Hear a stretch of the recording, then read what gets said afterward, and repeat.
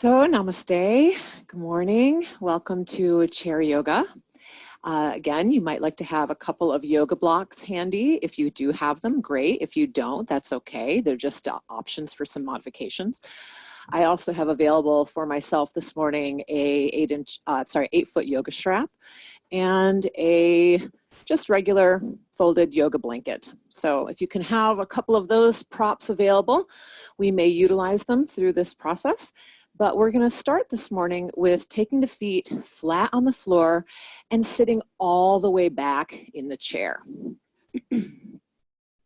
Hands can just rest gently on your lap. You can close your eyes if you'd like to, and we'll just kind of center for a moment. And take a moment and just wave the spine a little bit from side to side. And invite some fluidity into the spine this morning. We take a slow, deep breath. And then stop moving the spine and just feel the spine.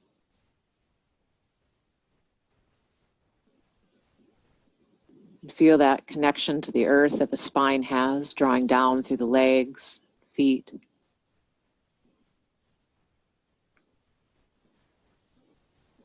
As you inhale, feel a sense of expansion and lengthening of the spine.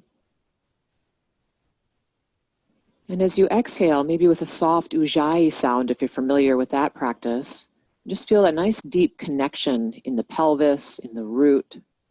Again, feeling a sense of groundedness. So on inhale, there's a sense of expansion, upliftment, extension through the spine.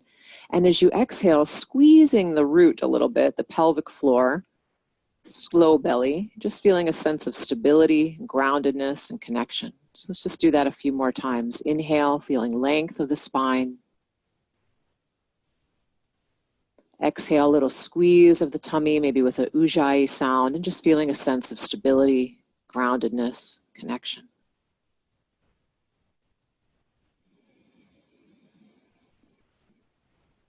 Let's just do that 3 more times.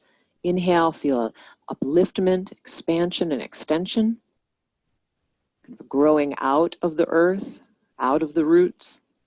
And on an exhalation, a returning to the stability of the root.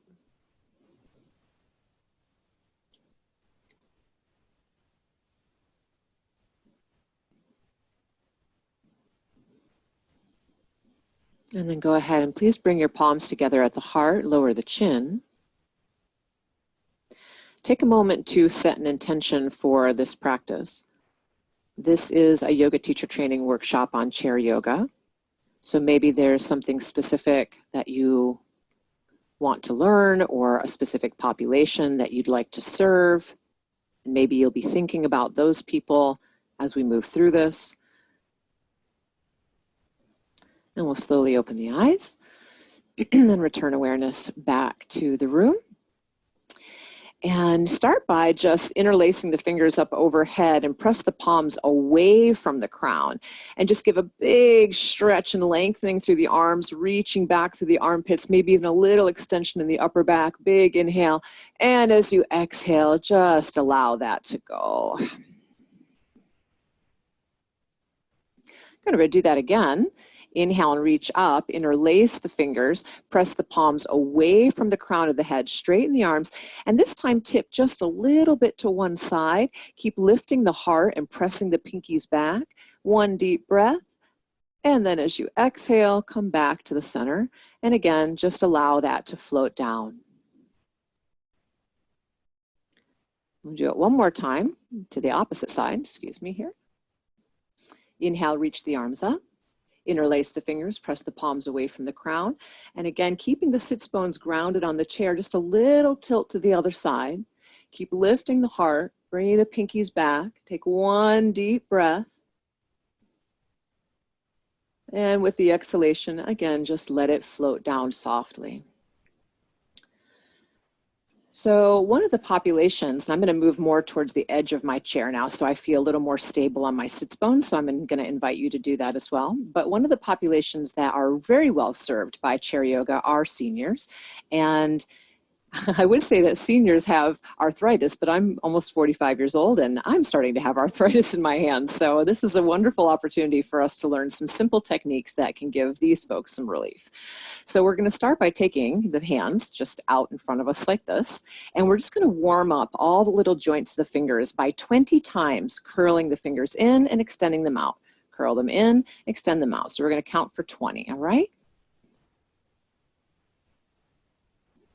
Try to curl all the way in and extend back as far as you can. Mobilization through the joints, keeping the joints mobile is really, really important.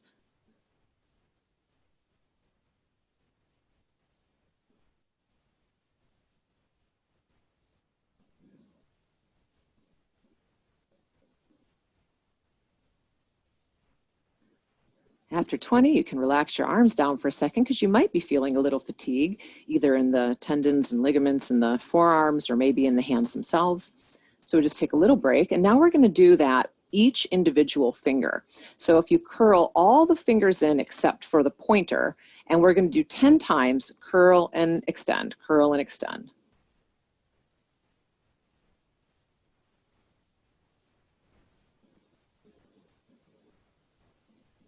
Okay, now move to the middle fingers. Now we're not flipping anybody off here. Try to keep the other fingers curled in, and 10 times.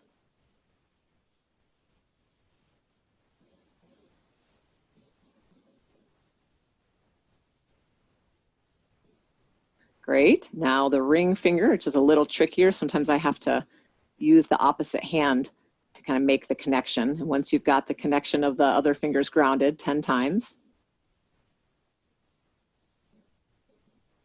My pinky likes to pop out on the left hand. That's a tricky one, isn't it? Then the pinkies. 10 times.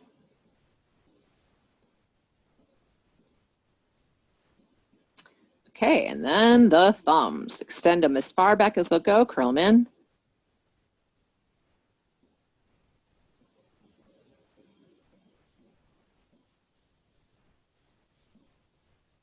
Great. And now you might want to just shake the hands out a little bit or go back to all of them, extending and flexing together, but just feeling some warmth and mobility in the hands this morning. Great. So now we're going to work with some of the areas of the face, and I might move just a little closer. So this is going to be a little unusual working on video because I'm going to be saying right and it might look the opposite to you. So try to listen to what I'm saying more than watching what I'm doing. But if you lift your brows and soften the jaw, soften the face, and then spread the eyes open as wide as they can. And we're going to stretch the eyes to the upper right corner. Take a deep breath and just stretch the gaze as far as you can. And then move to the lower left corner, but keep the brows lifted, the eyes wide, and the jaw soft. Take a deep breath. Then stretch the eyes into the upper left corner. Again, brows lifted, eyes wide, stretch and reach the gaze, and breathe. Then move to the lower right corner. Again, eyes wide, big breath. Bring the gaze straight up.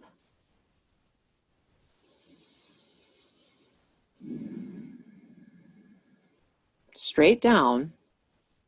Again, brows lifted, deep breath. Straight to the right.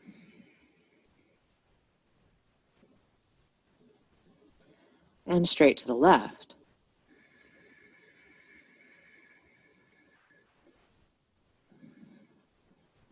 Cross and look at the tip of the nose if you can, and then release.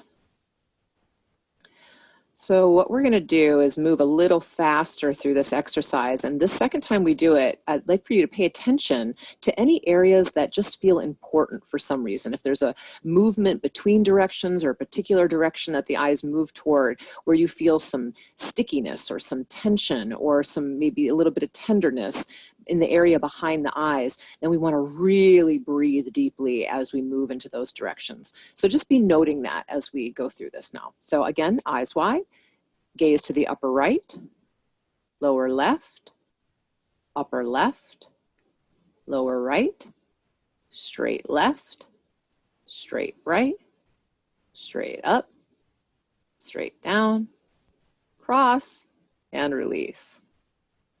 Now, if you noticed any of those areas were a little tender or felt important for some reason, now I'm going to have you go back to that direction or those movements between directions and take like 3 really deep breaths by just kind of holding. So this will be different for all of us. So eyes are wide, and find the place that felt most important or the movement between places, and now hold your gaze and take a deep, deep breath, really nourishing the area behind the eyes, increasing blood flow and circulation. Careful not to turn your head in the direction. I do that sometimes.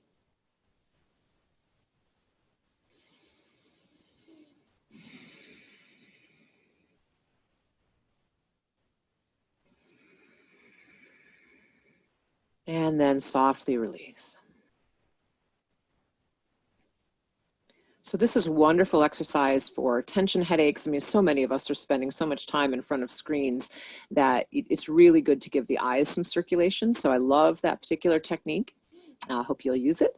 And now here's one for the jaw. So all the muscles of the jaw, if we have a tendency to clench at night or grind our teeth, then it can lead to, templar headaches and even neck problems.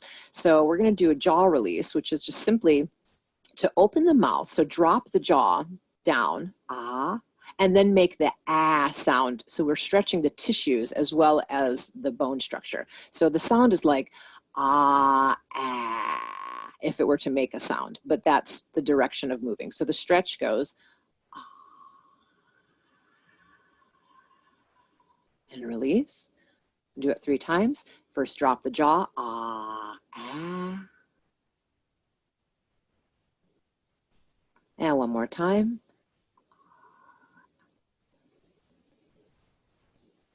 And release.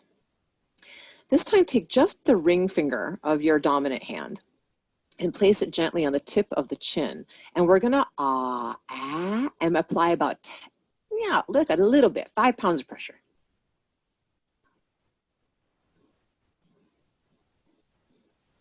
And release. Good. You can circle it. And just feeling what's happening in the jaw this morning. If that's uncomfortable for you in any way, if you have a TMJ syndrome and that aggravates it to be moving the jaw that way, you certainly don't have to do it, but it's really great for helping to alleviate tension in the head, neck, and jaw. Okay, so I'm going to stay here for just a moment longer. We're going to do some work with the neck. So if you check your range of motion, turn the head to the right, and then check the range of motion, turn the head to the left. You just kind of go back and forth a few times and notice the mobility. Notice the range of motion between one side and the other. And if there is a side that seems like it has either more or less mobility. So for me, it seems this morning that I can turn a little further to the left, not quite as far to the right. So I'm going to choose to start on this side where it's a little bit more difficult to turn. And I'm going to take the right hand. So this is the direction that I'm looking. It's the same hand, and brace it on the cheekbone of the opposite side of the face. And then I'm going to resist with the hand and start to turn the head forward. So you can observe that one time. I will inhale, and I'm going to resist with the hand and try to turn the chin forward. And I'll do that 3 times. So release, inhale and resist, exhale to release. You do 3 times typically, and release. Okay, so now turn the head back and forth one more time and see if the range of motion seems like it's evened out at all. We'll definitely do the other side though. So now go to the opposite side. Again, whichever direction you're looking, that's the hand that's going to come onto the opposite cheekbone and brace. Take a deep breath in, and as you are inhaling, try to turn the head in toward the hand, but the hand resists. Exhale to release. Do it 3 times.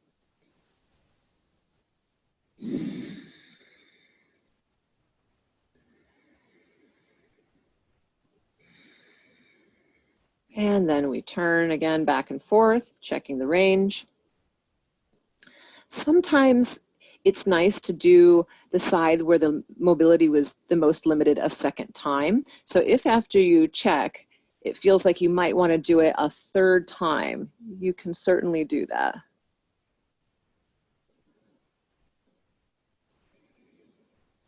Resist and release. Inhale to press. Exhale to relax, and then always check the range again. We'll do the similar thing now on the lateral sides of the neck. So check the range of motion, bringing one ear to the opposite shoulder. I'm sorry, one ear to its own shoulder, and then to the opposite side. And just see which way feels like you have a little more mobility today. And then stop on whichever side, and the side that your head is tilted to. So this is my right side of my neck is a little tighter this morning, so I'm choosing to start with my left ear toward the left shoulder. Then I'll take the hand up, and I'm going to place the fingertips just right over the ear. So try that. And that you're not pulling down on the head. That's not what's happening. Instead, the hand is, again, just creating an anchor of resistance, and you're going to attempt to turn the head back upright, and the hand will resist. So we count to 3 on the inhale, and release. And we do that 3 times. Again, remember, you're not pulling on your head. Your head is tilted, your hand is bracing, and then you're attempting to lift the head up. 3 times. Great. And check again. I'm going to do the other side. Little tilt, ear toward the shoulder. Fingertips come just above the opposite ear. Again, we're just creating a brace here. On the inhale, attempt to lift the head. So create resistance. Exhale, relax.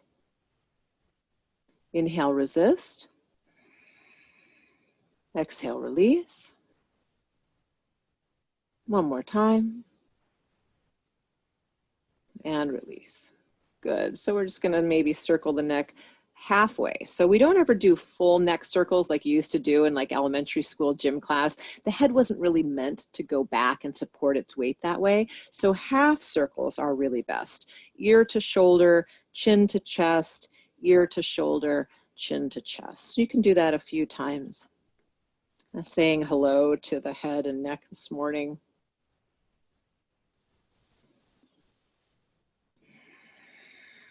Nice deep breaths.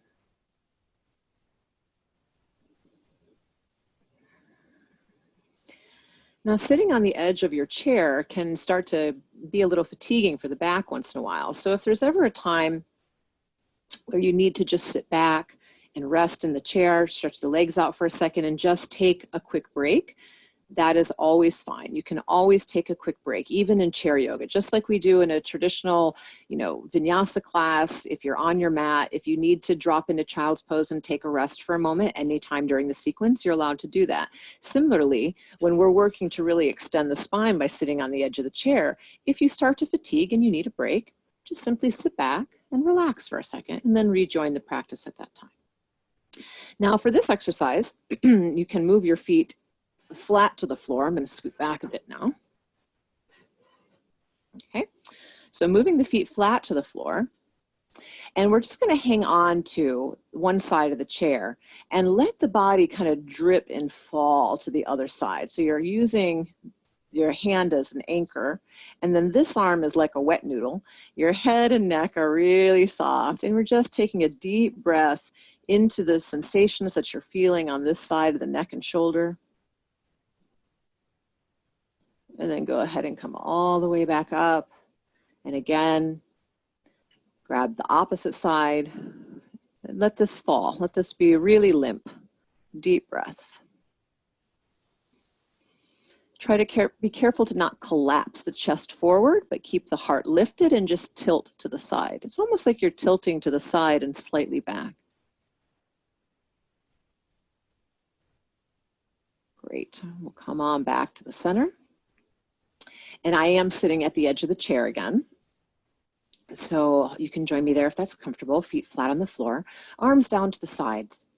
So we're just going to move with the breath now. So as you're inhaling, please count to 6 and lift both arms straight overhead. So on the count of 6, moving as long as we're breathing and breathing as long as we're moving. 5, and 6. Exhale, 6, 5, 4, 3, 2, 1. Again, try to move as long as you're breathing and breathe as long as you're moving.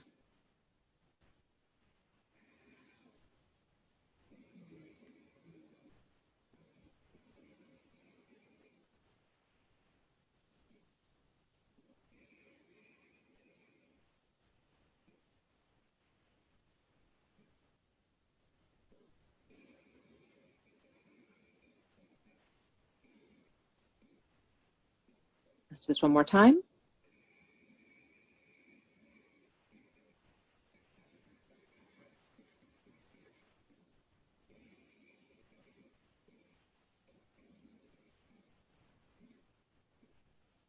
Great. So now we're going to work with the hemispheres of the brain a little bit to create some balance between the right and left cerebral cortex. So this time, one arm is going to start to travel and stop 50% of the way, and the other arm is going to continue all the way overhead. On the exhalation, the arm that's overhead will start to move, and when it meets the arm that's parallel, then they'll travel down together. Then the opposite side, so this time this arm stops, and this one continues all the way overhead. And on the exhalation, this arm keeps moving. When it meets the other, comes all the way down. So let's try that together. Inhale. 2, 3, 4, 5, 6. Exhale, 6, 5, 4, 3, 2, 1. Inhale, 1, 2, 3, 4, 5, 6. Exhale, 6, 5, 4, 3, 2, 1. In, 2, 3, 4, 5, 6. Continue.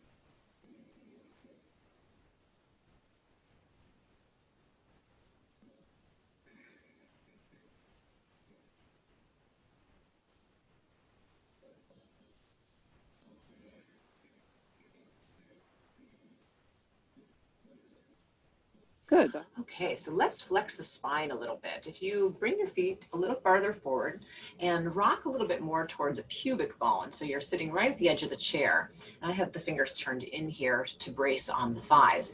As you inhale, you can lift the chin, rock forward toward the pubis, gently look up without thrusting the chin forward. So we don't want to ever fold the neck in half in the back. We always want to make sure that we have some extension in the back of the neck. So just lift the chin gently. On the exhalation, I'm going to tuck the tail and chin under. So inhale, rocking forward, lifting up. Exhale, tucking back. Inhale, lift the heart, lift the chin. Just don't thrust it all the way up.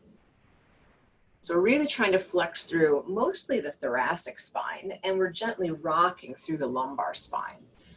So lifting through the heart on inhale. As you exhale, drawing the tail under, really pull the navel in. So this is an opportunity to start to connect with our core strength and root strength. So start to use the exhalation to really draw the side walls of the abdomen in toward the midline. So every time you rock back to the tailbone, squeeze the belly in, pull the navel and feel the pelvic floor energy start to draw up. So inhale, release, lift, soften. Exhale, squeeze. For women, the vaginal muscles. For men, the perineum. For everyone, the transverse abs and the low belly. So just continue using a strong Ujjayi exhale to really squeeze into the pelvic floor, squeeze into the abdomen. Let's do it a couple more times.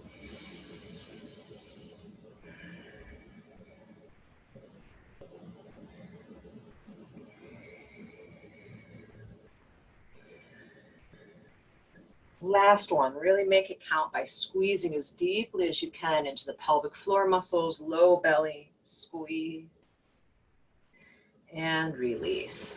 Good.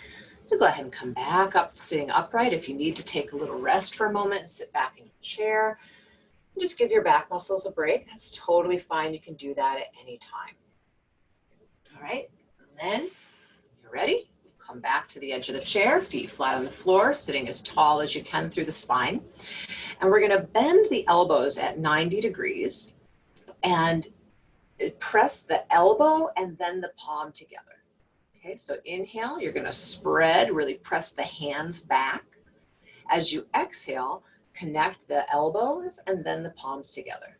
So inhale, stretch, expand. Exhale, press and press.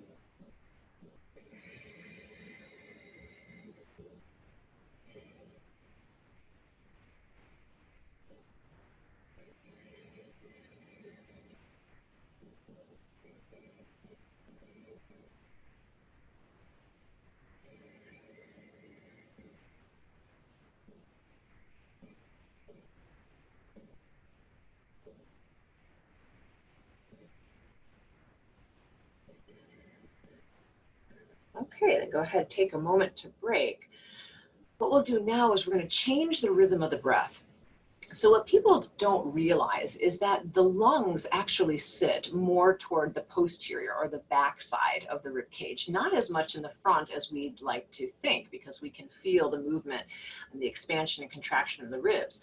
So we really want to be able to focus our attention and focus the breath into the back body. So we're going to do the same exercise we just did, but we're going to change the breath pattern so that the inhalation is this movement where you're breathing into the space between the shoulder blades, really focusing the breath into the back body. And then as you exhale, squeeze the shoulder blades together, mobilize the chest forward. So again, this time we inhale, bring the breath into the back body, especially between the shoulder blades, and then exhale, press the elbows out to the side, squeeze the shoulder blades together. So let's do that a few more times. Inhale, really breathe into the back body, and then exhale, squeeze.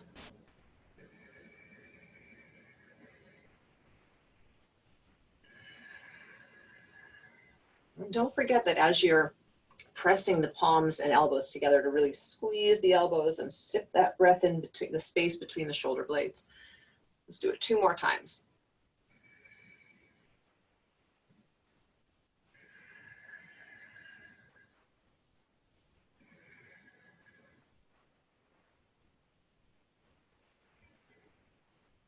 And release.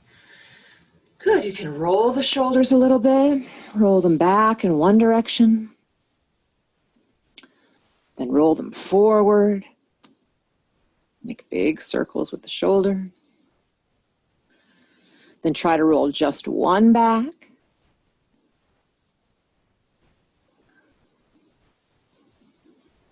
and then roll the other one forward.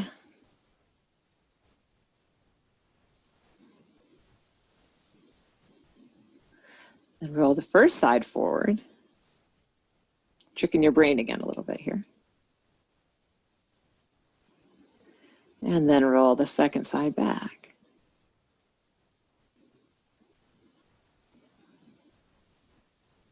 Now what's really tricky is if you try to roll one back and then one forward. One back, one forward, one back, one forward, one back, one forward. Okay, now if that didn't trick you enough, we'll do the other side. So this one goes back, and this one goes forward. This one goes back, this one goes forward, this one goes back, forward, back, and forward. So why would we do something like that? Well, beyond just the benefit to kind of harmonizing the left and right hemispheres of the brain to create more mental focus and clarity, attention, memory retention, it also helps to kind of notice where these imbalances are, where maybe the shoulder is not as free to move in one direction on one side. So awareness is always key for whatever it is that we're trying to do. We always have to start with understanding what's going on and what's there. Where is the restriction that I feel? Is there a restriction there or not? So this is just tests and freeing them up in non-habitual movement patterns. So there are certain patterns of exercise that we do all the time, or even certain just repetitive movements throughout our day, like typing or swiping or driving or whatever it is. So we want to try to switch it up and give ourselves non-habitual movement patterns to help just break any of the conditioning that might be in the body. Okay, so let's take a quick twist, just a really gentle one. If you turn it on the corner of your chair and you have like the corner kind of in between, I'll turn my chair so it makes more sense. You can't really see it, but the corner of the chair is here. Feet are flat on the floor, and I would say my knees are about maybe 18 inches apart. So from here, we're just going to very gently turn to hold the back of the chair. Very gently. And now what you might notice is that as you turn toward the back of the chair, your lower back wants to arch. So I'm going to invite you to just be very mindful of what's happening in the back, the lumbar spine or lower back, and try to squeeze into your root.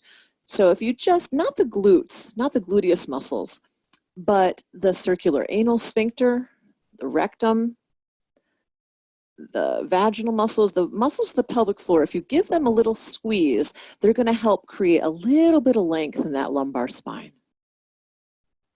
All right, let's take one more deep breath in this direction, making sure the feet are still flat on the floor.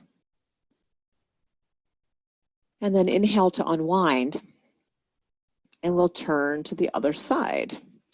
Now, you don't have to turn your chair. I'm just doing this for angle purpose. But you do want to be kind of on the corner of the chair. So then again, you can hold. Be careful not to hike the back shoulder up. So sometimes the back shoulder wants to do something like this. So try to keep the back shoulder down. Keep the elbows soft and relaxed. Turn the chin as far as it can over the back shoulder. Create that internal pelvic support and stability to lengthen the lower back. And then breathe deep. All the way through each vertebra, imagine the breath can spiral, helping and assisting the rotation.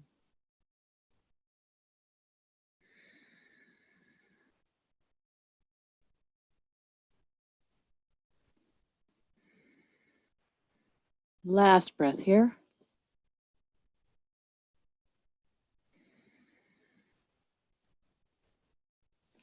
And we'll come on back to the center. Okay, so there are lots of things that we can do sitting in the chair that we could do also if we were standing up. So one of those things is to work with the feet a little bit. Today I'm going to have you, if it's comfortable, if you can, cross one ankle over top of the knee. If you can't quite get there, then you can straighten out the leg and kind of do it a little bit lower if it can't cross all the way. But hopefully you can get a connection with the ankle over top of the thigh. If you have extra flexibility, you can put a block underneath one foot and do it that way, and that'll increase the stretch in the glute. We're going to come back to this later in the sequence, but whatever's comfortable for you. Okay, and then as you rest the foot here, or here if it may be, wherever it is, we're going to interlace the fingers in between each of the toes. And you might have to use your opposite hand to kind of assist with that a little bit, just to get the fingers in between the toes. And then once you've got them interlaced in there, make sure the ankle is kind of hanging off the edge so that you can circle it. You're going to circle the ankle, taking some slow, deep breaths, but you're churning with the arm. So the ankle is completely passive. The foot is completely passive, and you are churning it with your opposite hand. So take some deep breaths. We don't want to recreate jaw tension after we worked to alleviate it earlier. Then circle the opposite direction. And breathe.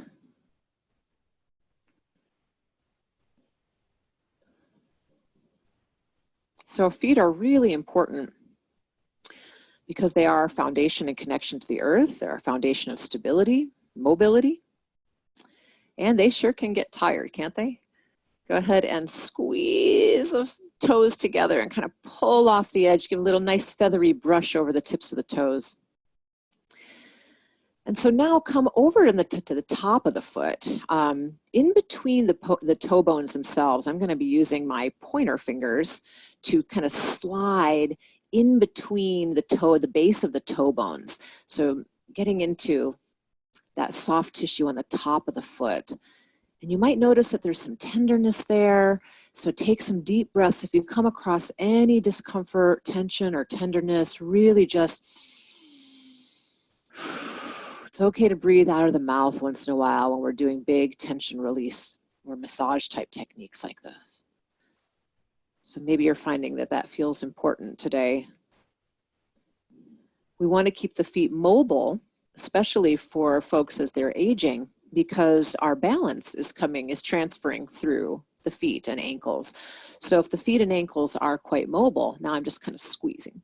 If the feet and ankles are quite mobile, then the chance of destabilizing and falling, breaking a hip, those kinds of things get reduced. So keeping, good mobility through the feet is really important as we age and start to lose our balance. So now if you use the thumbs, you can dig into the space, kind of imagine you're digging into the space between the toe bones, but now on the ball of the foot, in the back of the foot. So really dig around in there, take some deep breaths, especially if you find tension.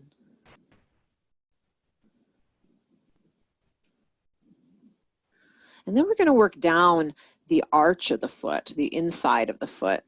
And you're just going to do a thumb over thumb kind of motion. Thumb over thumb over thumb over thumb, and just really digging into the arch of the foot on the lateral edge, or actually this would be the medial edge. So taking some really deep breaths, especially if you're feeling any tension. Feel free to kind of work a spot that feels important and stay there.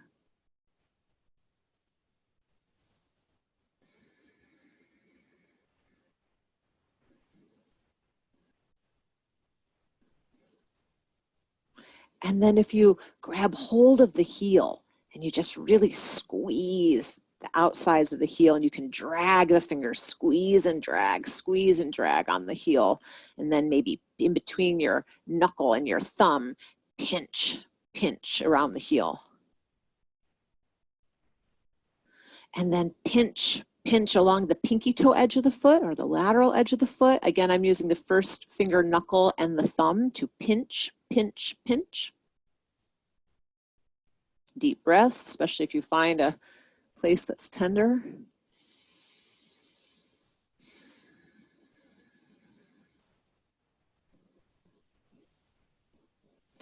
And then make a little fist and just kind of pound into the bottom of the foot. I like to use the heel of the hand, but you can do it any way that feels good to you. And we're going to gently pat or tap or smack around the top of the foot, gently smack the calf and the shin, get the circulation stimulated, and then brush down over the leg and the foot. And then we'll stand up. And I just want you to feel for a moment what it feels like on the side that you just worked on that foot. Maybe try standing on the foot and then the other foot. Does it feel more stable, more balanced, maybe more grounded? Does that side of the body feel lighter or warmer, or is there more circulation? Do you feel more of a sense of connectedness to the earth? Maybe like the foot feels like it's more spread. And like me, you may even notice that this feeling of relaxation actually kind of travels further up that side of the body. So just notice whatever it is that you're experiencing. My guess is that it's probably worth doing the other side. So let's go ahead and do that. Come back into your chair. cross the ankle over to the best of your comfort here, and then interlace the opposite fingers in between the toes. And again, it's okay if you need a little help from your other hand to make that happen. I notice especially on cold mornings, like it is cold in my guest room, in my basement where I'm doing this filming today, and so it's a little trickier to get the fingers in there. So take your time, but when you do it, then start to circle, and circle, and breathe.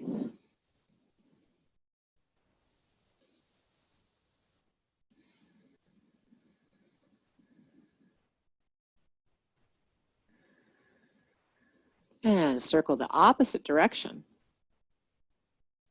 Again, the ankle is passive and you're churning with the arm.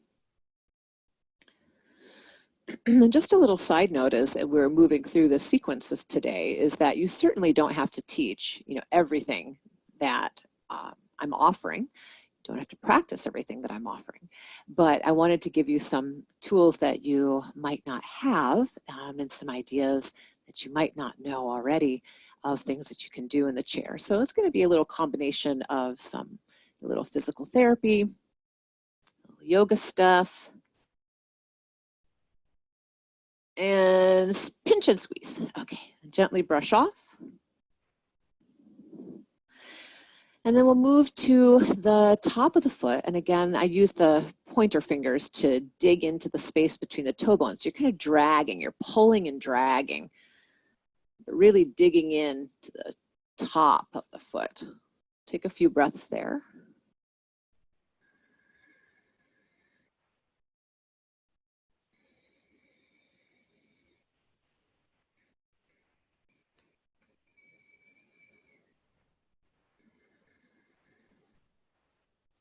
And then you might want to just compress and squeeze the top of the foot, squeeze the ball of the foot. And then shift to digging into the ball of the foot now on the sole underneath the toes with the thumbs, doing kind of a thumb under stroke. And it's important to direct the energy deep into the foot. So like you're trying to get in between those toe bones again. So you're not just working on the surface, you're digging quite deeply into the foot, as deeply as it's comfortable for you.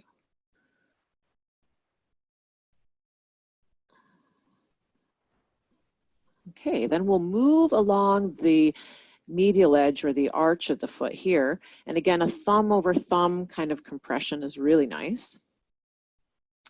Another reason why it's so valuable to work with the feet is because of the concepts in reflexology and how all of the major organs, the nervous system, the spine, that everything has a correlating nerve ending that comes into the feet so that we can actually stimulate the function of our organs and we can alleviate pain in the muscular system, musculoskeletal system by actually working in the feet. So feet are very undervalued and they deserve a little TLC, little loving care. They work hard for us and they can support the longevity of our mobility, and they can cause us quite a bit of discomfort if we don't take care of them regularly with the right kind of shoes or arch supports. We're going to pinch on the heel now. So I highly encourage you to spend some time doing some self-care, working with the feet for all those reasons. Reflexology, mobility, pain management. Don't forget to pinch, pinch, pinch, pinch, pinch along the pinky toe edge of the foot now, the lateral edge. And some deep breaths.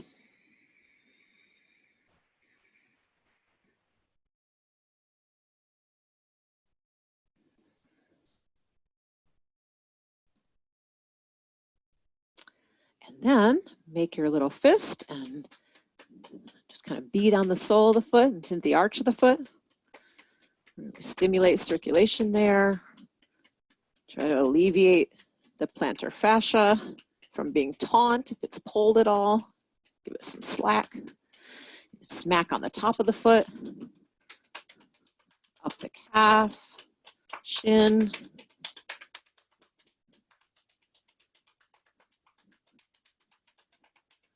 And brush off, and then stand up. And again, just feel that connection to the earth.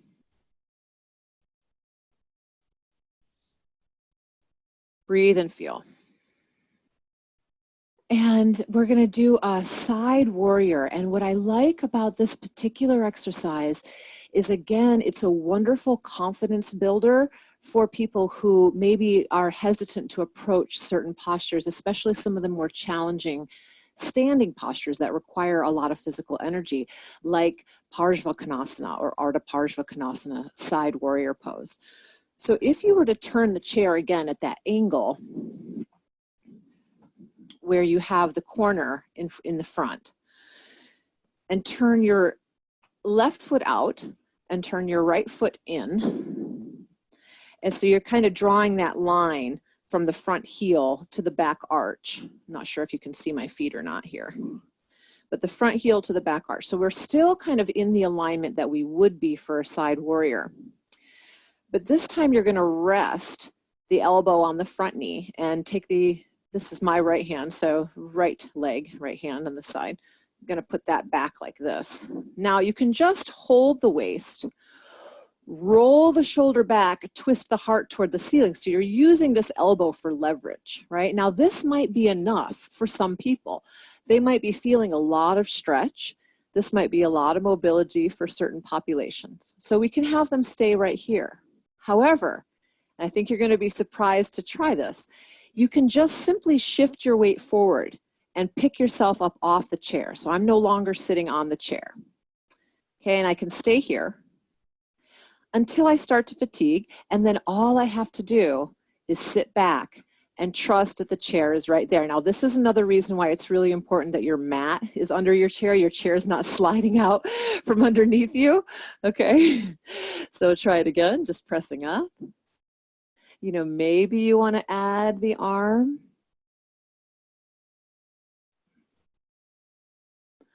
And whenever the person that you're teaching gets fatigued, you simply have them sit back in the chair. Okay? So you can do that as many times as you'd like. And stay for as long as it's comfortable.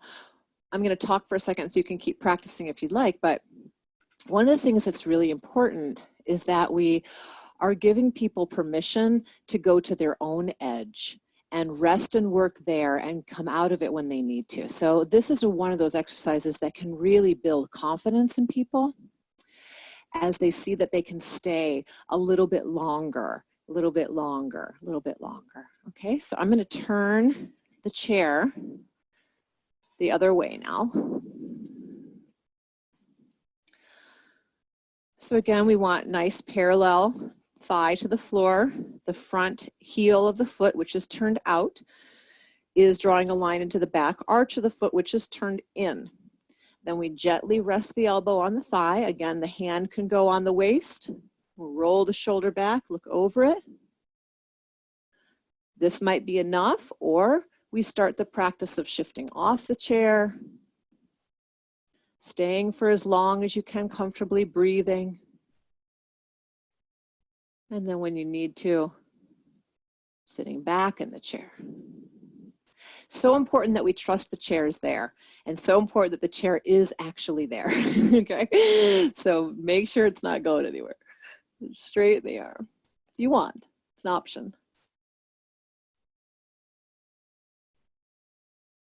And again, we stay as long as we want to, as long as we can keep the breath regulated, as long as we can stay calm, as long as we can maintain what the Yoga Sutras called sthira and sukha. As long as we can feel both steady and calm, then we can stay in the pose.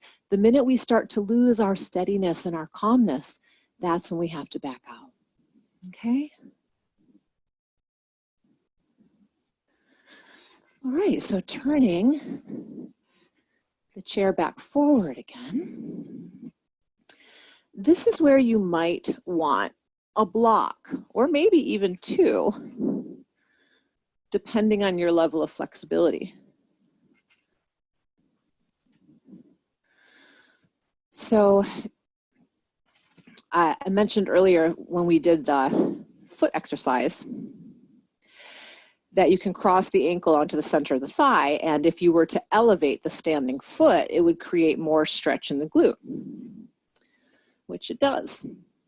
So you could choose one block, or you could even choose two blocks, depending on your level of access in the deep lateral rotators of the hips. So this is especially, this little muscle called piriformis is the one that's really burning there in the glute.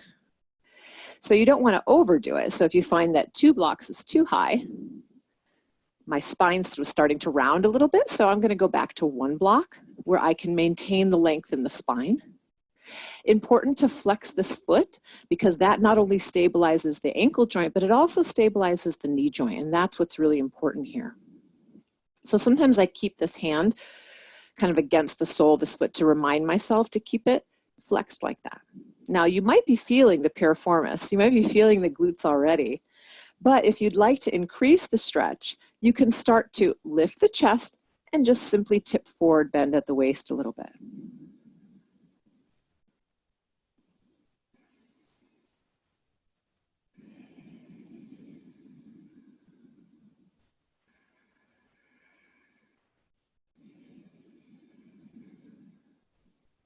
You might find that you can increase the stretch slowly, breath by breath, as you wait patiently for the tissues and the glutes to release.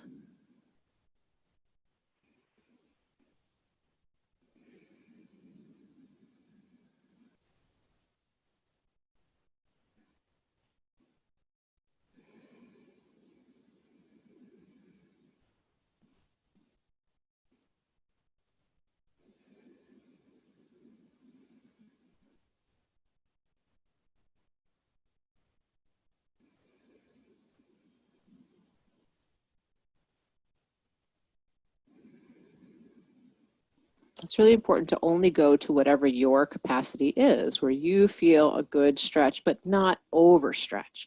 We always want to approach the body with loving kindness, gentleness, and care, and be patient with it and allow it to slowly let those tissues release at their own pace. So something so important is to never really force the body, never rush it, even in something as simple or gentle as what could be a chair practice. So let's go ahead and do the other side. Again, flexing the foot, really important. So take a moment, and if you're feeling some sensations already, just maybe try to relax. Invite those tissues to soften. There's a lot of inner language that we can use that the body will actually respond to. And you have to do a little trial and error to figure out what words, inner words work. For me, for some reason, the word ungrip works better than relax. Sometimes soften. So if I speak the words, if I invite the words into the space of the body, it's so interesting, the body will respond. And it definitely responds to deep, nourishing breaths.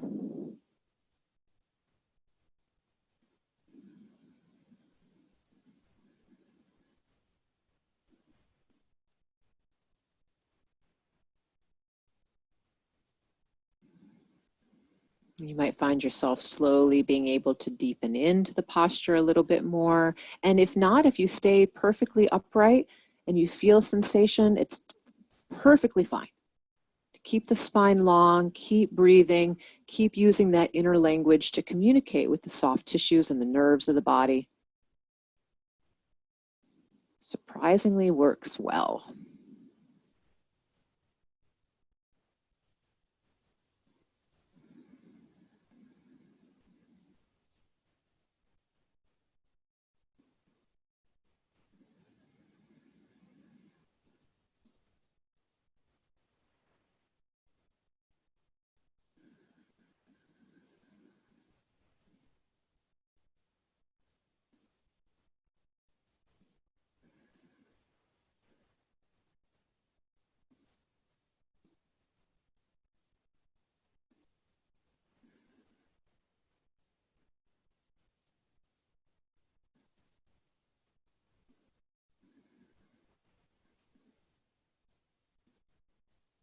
All right, so sit up nice and tall, uncross the legs. And if you have a strap available, and if please grab it now. If you don't have a strap, you can use a necktie, you can use a belt, you can use a long piece of fabric. There's so many things that you can use around the house. You don't have to have these expensive yoga props. But if you do have one, that's great. So we're gonna sit again a little bit further back in the chair to start so that you are nice and stable. And then hook the strap around the foot. And you're gonna loop the strap around your hands. So you hook it underneath the arch of the foot, and then you're gonna wrap it around your hands to create a really secure loop at the hands. And then from here, you can straighten out the leg, straighten out the arms, lean back in the chair a little bit is okay. You wanna try to keep the spine as tall as possible. So really lifting the heart, however that best works for you, and take some deep, deep breaths into the back of the leg.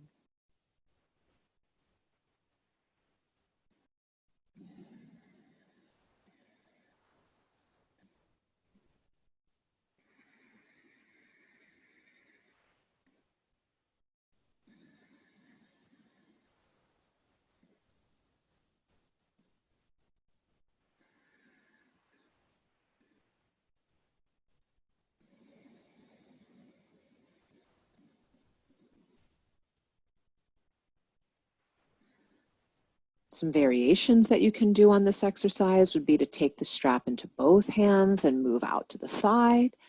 I'm sorry, from both hands into the one hand to move out to the side, or take it into the opposite hand and cross through the midline to get more of the IT band, the outer thigh. And you want to try to straighten the knee as much as you can, but don't overdo it. Don't create strain. Again, be gentle with the body. Deep breath. And we'll switch to the other side. So again, this is an educational video. We're not spending as much time with everything as we might in just a regular class. I want to try to give you as much as I can in as much little time as possible. So we have the foot hooked around the strap hooked around the other foot. And again, you're going to make those loops with your hands so that you can straighten out the arms, straighten out the leg, lift the heart, lean back if you have to, breathe. And when I say lean back if you have to, I mean to keep yourself from falling forward. We don't want to round the spine. We don't want the lower back to feel any strain here. So if we lean back, it'll recruit the muscles to engage, the erector spinae muscles to engage in the back, which will help to keep the spine tall and take pressure out of the lower back.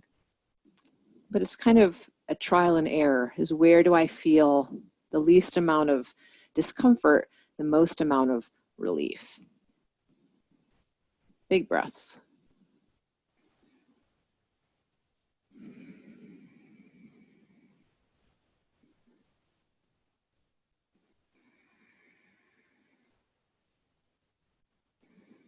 And again, of course, you could always move the strap into one hand to go out to the side, or move it into the opposite hand to work the IT band, the outer leg. We'll stay here for just a second because we did on the other side. So important in any kind of yoga that if we do something to one side, we have to do it to the other side, and we want to do it for about the same length of time if possible. Creating balance, or what's called sattva in Ayurveda. Sattva, the guna of balance, harmony, clarity. So you can take the arms out to the side, cross them as far as they can, press the backs of the hands together and lift the elbows. Now that's kind of a stage one. A stage two would be then to cross the wrists as well so that the palms are flat together. So you have two options. Cross as far as you can, press the backs of the hands together, or also cross. And then lift the elbows and breathe into that space between the shoulder blades. Again, this is where we breathe into the back body.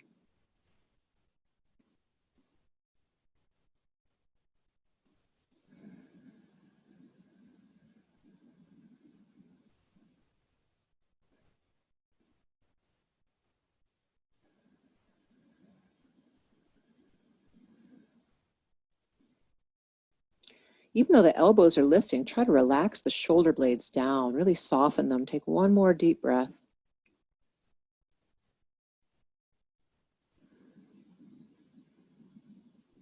And then release. You can do a little Shiva dance with your arms. We'll do the other side. So this is the side that'll feel awkward. It's your non-habitual side, right? So again, cross as far as you can. Press the backs of the hands together, maybe cross them, and then lift the elbows and relax the shoulders and breathe to the space between the shoulder blades.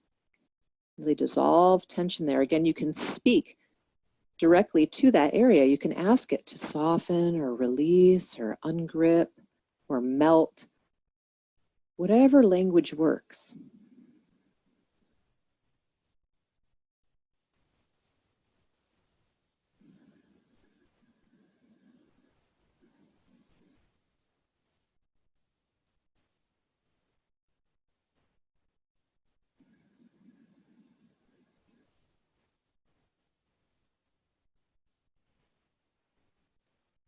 Last deep breath here. And slowly release. And again, can dance out your arms a little bit. Okay, so since we just kind of created some compression in the front, I'm going to scoot a little further forward here. Since we just created some compression in the front of the chest, it might be nice now to create some length and extension through the neck and the front of the chest, which can get so crunchy from things that we do on the computer and swiping and cooking, driving, everything we do is so forward. So it's just so important to open up this area of the body. And surprisingly, a lot of the tension that we have in the back of the neck and shoulders is because of constriction here in the front. So these are wonderful exercises that you can do anytime, anywhere, to create some relief and expansion here, which will also create some relief in the back. So what you're going to do is cross one hand. So the fingertips are kind of just underneath the clavicle. The first finger and the thumb are just underneath the collarbone. And then I'm sliding this flesh, this kind of compressing this chest tissue down. And then, so this is my right shoulder. So this is my left hand compressing onto my right chest. Then my right hand is coming on top of that to ground it. Okay, so then what we do once we've got that compression and you're sitting tall is start to lift the chin at a diagonal away from the hands. So the hands are pressing down. The chin is turning away at a diagonal away from that pressure point. And now breathe into your hands so you can feel the hands lift and lower.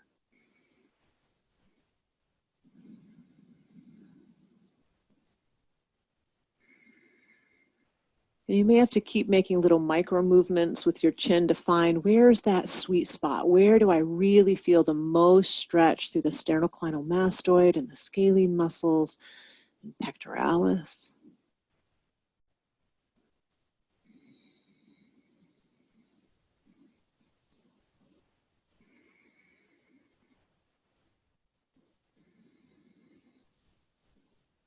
All right, one more breath into your hands. Really feel the hands lift on inhale. And release on exhale. Great, so let's do the other side. So this is the right hand crossing over the left chest. And again, the thumb and the tip of the first finger are just below the clavicle. And then I compress with the left hand on top of that. And I'm going to press down, kind of draw the flesh of the tissue down, and then pull the chin at the diagonal the opposite way. Big breath into the hands.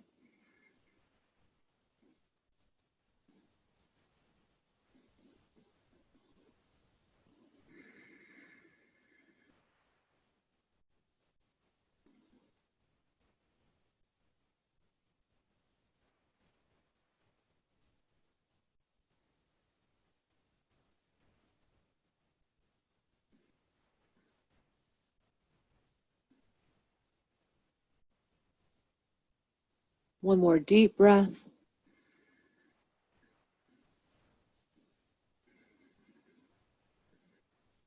And then slowly release. And we're going to come back to an exercise that we did more at the beginning of our sequence, which were the spine flexes with the core engagement. So I wanted to talk just a little bit more about that. So the muscles of the abdomen and the pelvic floor, we can isolate them individually. So we have the posterior muscles of the pelvic floor, which could include the gluteus muscles, but the circular anal sphincter muscle, the rectum, and then we have the anterior pelvic floor muscles, which are going to be for women, the vaginal muscles, for everyone, the urogenital sphincter, which kind of controls the flow of urine, starting and stopping. And for men, the perineum, which is the space between the scrotum and the anus. So those are kind of the anterior muscles. And then we have the transverse abdominals, which run horizontally, kind of at a V shape through the lower abdomen. So as we are moving through these spine flexes, I'm going to be inviting you to really contract and engage these muscles of the low belly, the transverse abs, the anterior pelvic floor, and the posterior pelvic floor together. Okay, so we're going to once again bring the hands kind of onto your thighs. I prefer them turned in personally, but it could be because my arms are really long, so however it's comfortable for you. Okay, so as you inhale, again, you're right at the edge of the chair. As you inhale, rock toward the pubic bone, lift the heart, lift the chin. As you exhale, using the ujjayi sound, start to contract those muscles, pelvic floor muscles, glutes, anus, rectum, transverse abs, low belly, squeeze, squeeze, squeeze, and then inhale and lift, come back up. Again, as you exhale and you start to tuck, contract the glutes, the anus, the rectum, the pelvic floor, the low belly, the transverse abs, squeeze, and then inhale and flex. So awareness is kind of moving from back to front. As you tuck your tail under, squeeze the glutes, anus, rectum, pelvic floor diaphragm, urogenital sphincter, low belly, transverse squeeze, and then inhale, lift. We'll do it a few more times. As you exhale, it's the posterior pelvic floor, anterior pelvic floor, low belly, and the side walls of the abdomen squeeze into the midline. Everything converges deep in the pelvis. We'll just do a few more of these. Squeeze, squeeze, squeeze, squeeze, squeeze. Inhale. Exhale with ujjayi and squeeze, squeeze, squeeze, squeeze, squeeze, squeeze, squeeze. Last time.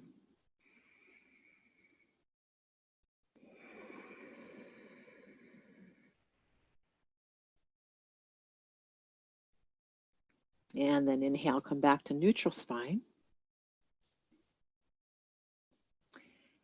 And take just a gentle twist in one direction. So just one hand across the opposite knee. Now that you're pressing the hand into the side of the leg, but you're also pressing the side of the leg into the hand as you gently rotate. So I have my hand kind of slipped through the back of the chair here like this. So it's helping me to stay upright.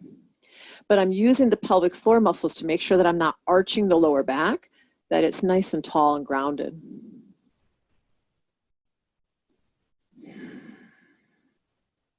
Again, pressure here in both directions. One more breath. And release. And now we'll go to the other side. Again, the hand can just come to hold the back of the chair. We have pressure from the knee into the hand and the hand into the knee. We're not arching the lower back or tucking it under. We're sitting at a neutral spine with the posterior pelvic floor muscles engaged. Breathe.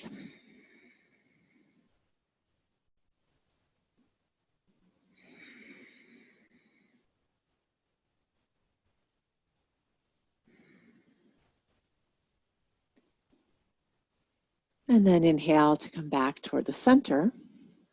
Let me give us a little more screen here. And then if you have your blocks, they can be quite nice for this final forward fold. Depending on your range of motion, level of flexibility, you may not need the blocks, but it's always nice to have them just in case. So I'm going to scoot back a little bit so you can see me better here.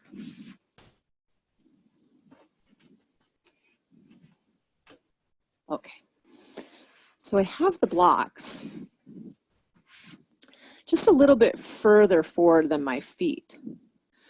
And so the legs are about, I would say a good 2.5 feet apart. So it's a good solid distance between the feet, enough to where I can start to move the body forward and then walk the blocks out and start to fold into a forward bend. And I have the knees bent here because this forward bend is more for the lower back and less for the hamstrings. Now, of course, you don't need to have the blocks at all. You prefer not to use them. You can have your hands completely on the floor if you have that access, that range of motion.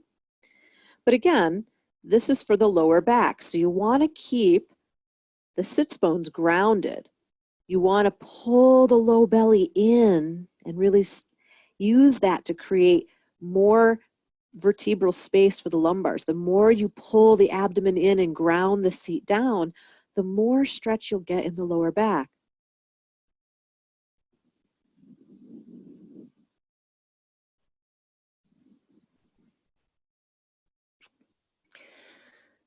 So if there's any limitations in the body, if someone can't fold forward this way for any reason, and that's totally fine, then they can just do whatever's the most comfortable for them. Just elbows can rest onto the knees, and they can do the deep internal pelvic floor work of just drawing the tailbone down and pulling the navel in, and that can give some nice release here in the lumbar spine. Just kind of open that up. So you have some options for how you want to be in this pose. But let's maybe stay for another couple breaths as it is our final asana. Nice long exhalations.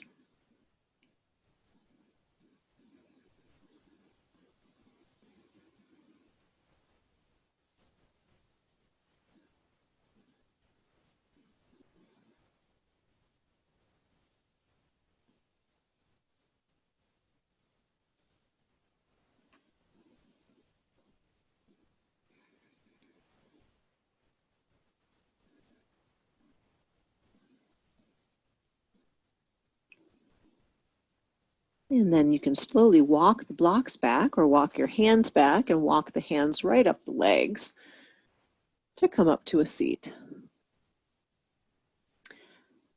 So we're going to move toward our final relaxation now, and I wanted to give you some options for how you can make folks the most comfortable as possible in the chair for something like Shavasana.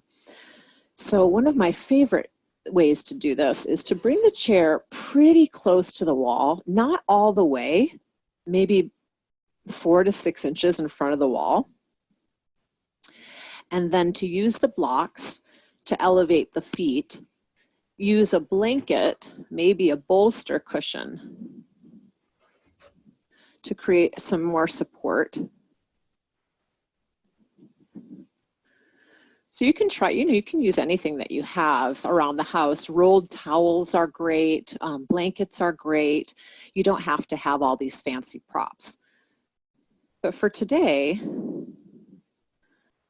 I'm going to use my fancy props and I'm going to use my blanket behind the head here, like so. And then I can elevate the feet.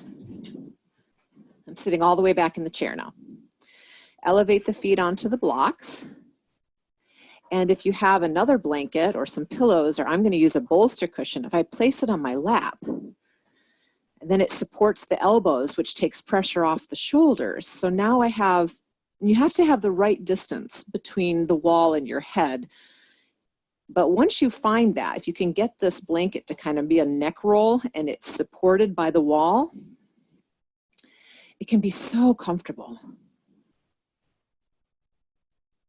So take your time and just give yourself a couple minutes here to either, gather some supplies, some pillows, some blankets, maybe some rolled towels, so that you can make yourself as comfortable as possible for a final relaxation. Okay, so start to settle in. to your final seated posture. And of course, if you'd prefer to lie on the floor for Shavasana, you're more than welcome to do that. But again, this is an educational video, and I wanted to just provide an option for those who can't get on the floor for Shavasana, how they can be as comfortable as possible, and you make them that kind of recliner. Sometimes I call it the goddess's throne or something. So make yourself comfortable in whatever way you'd like to take this final relaxation. And I'm choosing this particular technique today, again, just because of the special populations that we might be teaching chair yoga to. Not all of those populations are going to be very spiritually inclined or energetically inclined. And a lot of times there's shame about our bodies. There's maybe anger or frustration with a body that doesn't function as well as it used to. Maybe it's aging, maybe it's gotten larger, maybe it's severely injured, or maybe it's even disabled. So it might not, there might be a relationship that the person has with their body that could be more positive. So this particular practice has been one that I've received a lot of feedback on over the years as being kind of the perfect complement to a special populations chair class. So I hope you enjoy it. Go ahead and make yourself as comfortable as you can be. Settle in to stillness as best as you can, where you can stop fidgeting and fussing.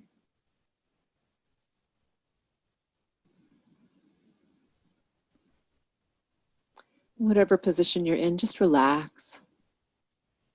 Feel yourself supported by the chair, the floor,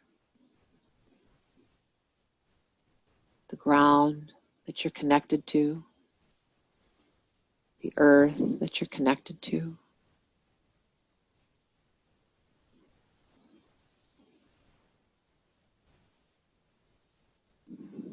And take a few exhalations to just allow yourself to relax a little more deeply. Every time that belly contracts, every time you exhale, see yourself relaxing, feel yourself releasing a little more tension.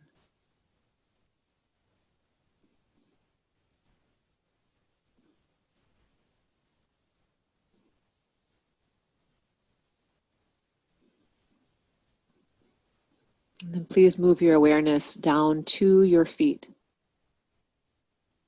Those precious feet that we talked about this afternoon as being the foundation of stability and mobility for us. They bear the brunt of all the weight of the body. So just take a moment to have gratitude for your feet. Appreciate them. Accept them just as they are, just how they look, just how they feel, just as they are today. Just accept them with loving kindness and compassion.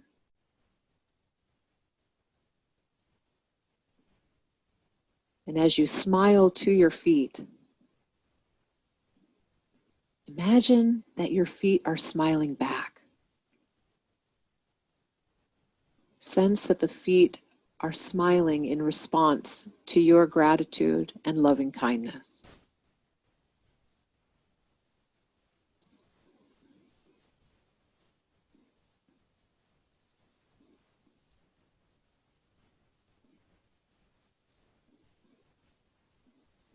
And then the lower leg,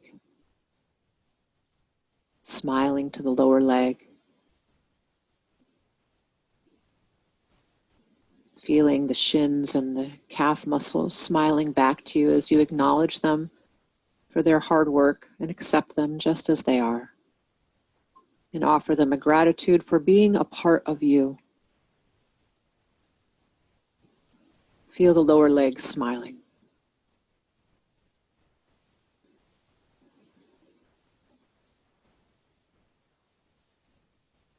Smile to your knees.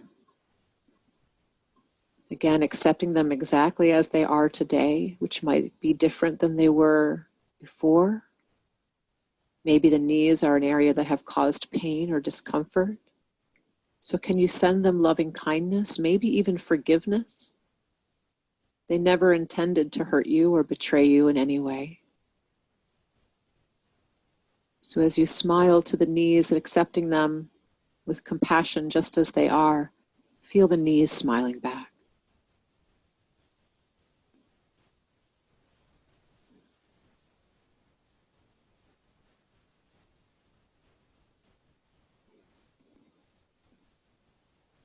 Oh, the thighs, the hips and thighs.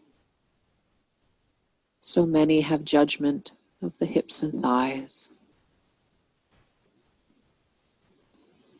Or maybe this is a place of discomfort. However the hips and thighs are today, can you smile to them with appreciation and acceptance just as they are?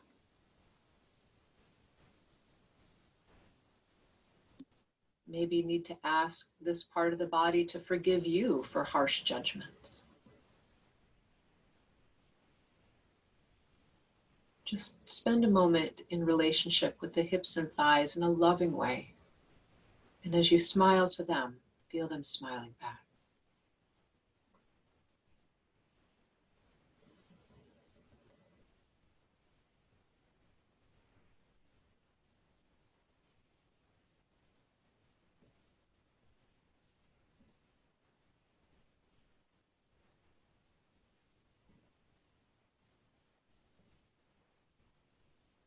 Smile to your pelvis and the reproductive and elimination organs within the pelvis.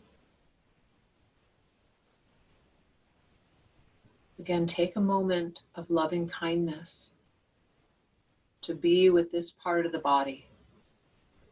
Parts that we often have been taught to have shame about.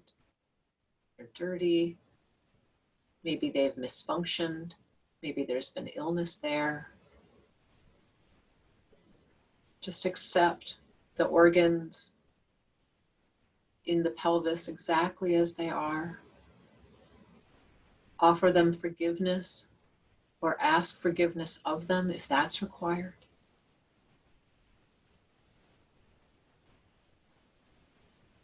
Just take a moment of loving kindness with the pelvis and feel it smiling.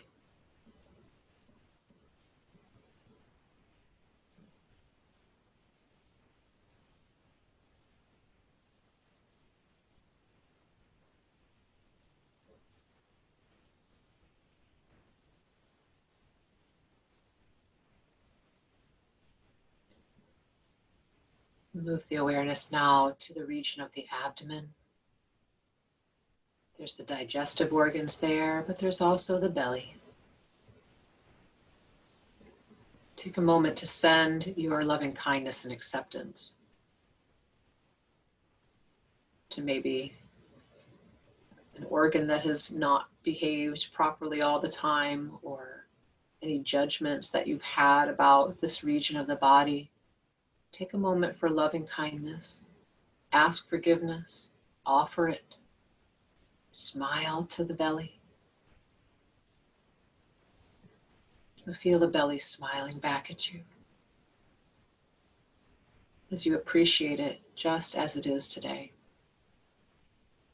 Just as it is.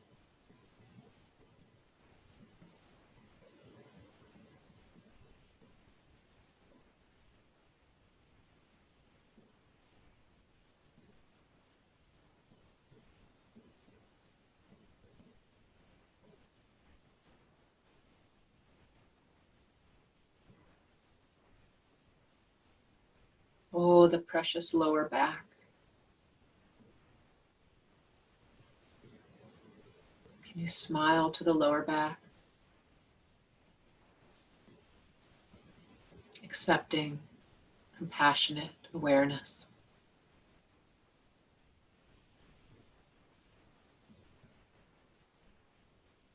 Feel the lower back smiling as you acknowledge it.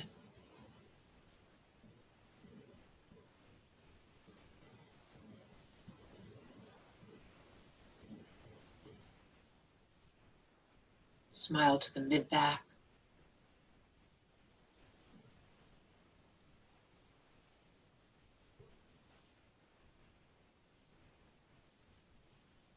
And as you be with it in this way, feel it smiling back.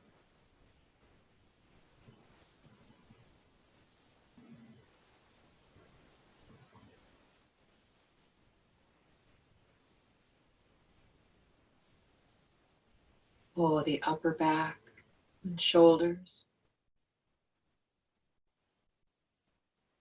Breathe to the upper back and shoulders that so often bear burdens, the weight of the world carried, so often a place of discomfort. Can you smile to the upper back and shoulders, offering whatever kind of compassion or forgiveness feels right, acceptance, loving kindness for all that they bear, all that they do.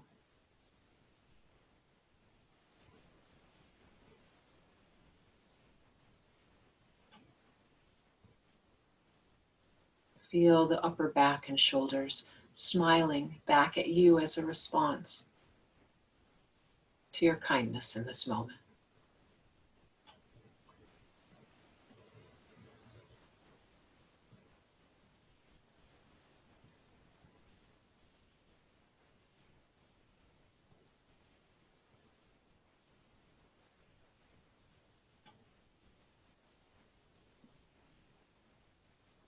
Move the awareness now to the chest and breast, this region of the body.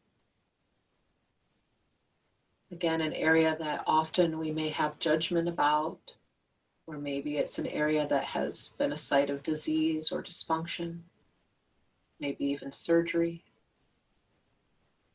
Take a moment to accept your chest just as it is. Ask it for forgiveness if you have judged it harshly. Forgive it if it has somehow dysfunctioned. Just be with the chest compassionately, smiling to it. And feel the chest or breast smiling. Smiling at your kindness in this moment.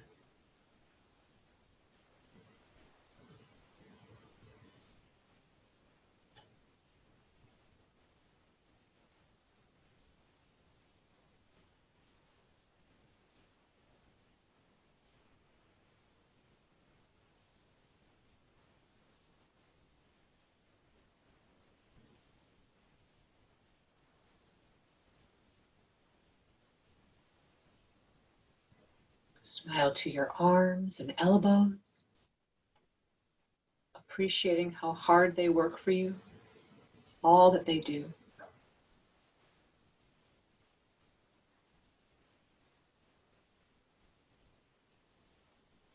And feel the arms and elbows smiling back.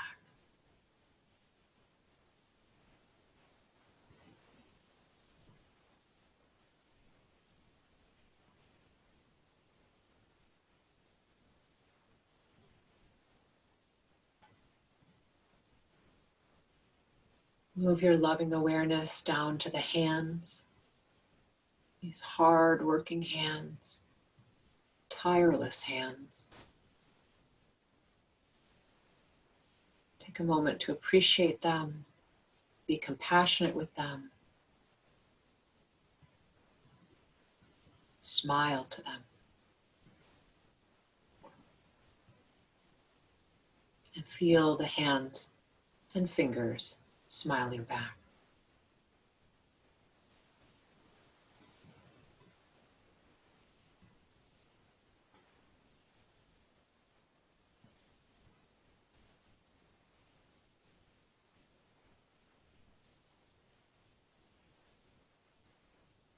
And please move your awareness to the neck, throat. Again, loving kindness and acceptance extended to the neck.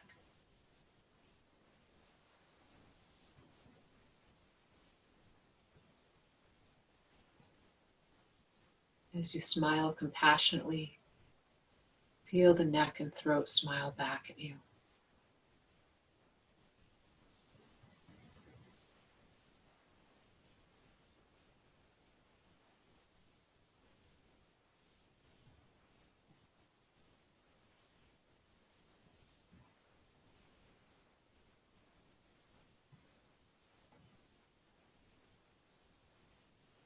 Move the awareness now to your face, your forehead, eyes, ears, nose, mouth, chin, cheekbones, jaw, the whole of your face. Maybe there are certain parts of your face that have been judged by you, criticized, disliked. Maybe the face has changed over time. Maybe it's caused you problems or pain.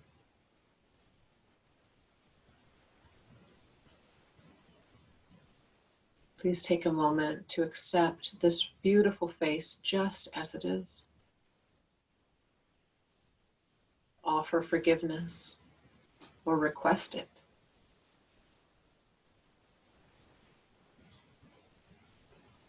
Take a moment to be in loving relationship with any part or the whole of your face that might need a moment of your care.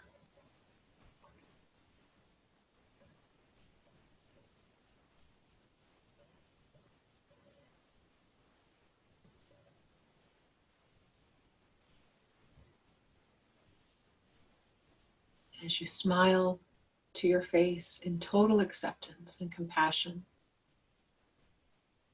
feel the face smiling back. In fact, let a smile grace your face.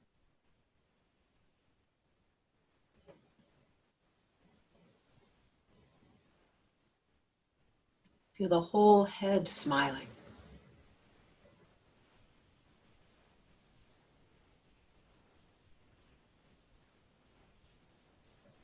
Feel the whole front body smiling.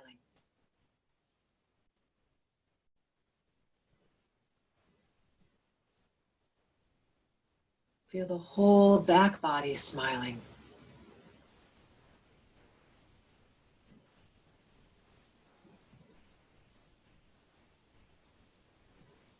Feel the whole body smiling.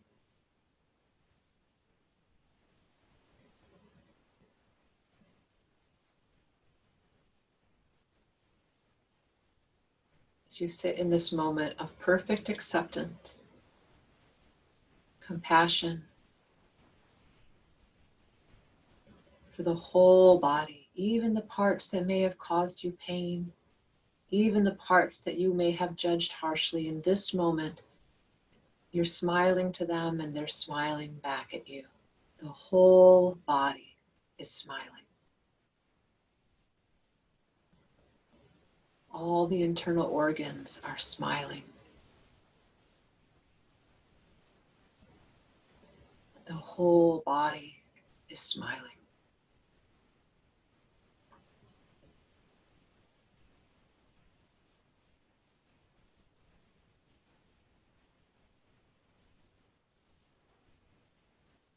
The whole body is smiling.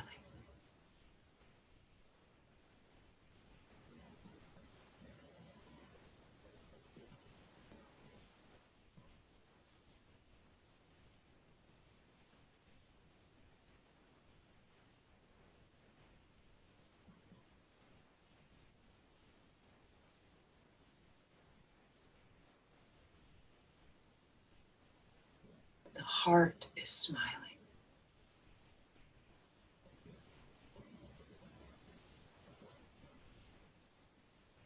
The whole body is smiling.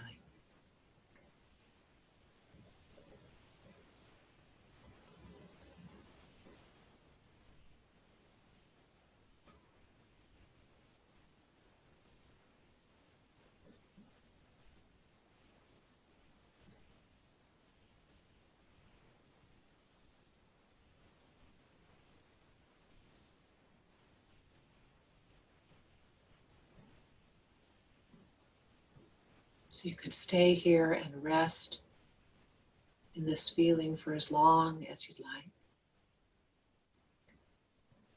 You could also move into pranayama, or regulated breath technique, or another seated meditation. For our purposes here today, bring the palms together at the heart and lower the chin. Thank you for joining me here in this chair yoga workshop. I hope that it serves you and the lives that you touch well. Namaste.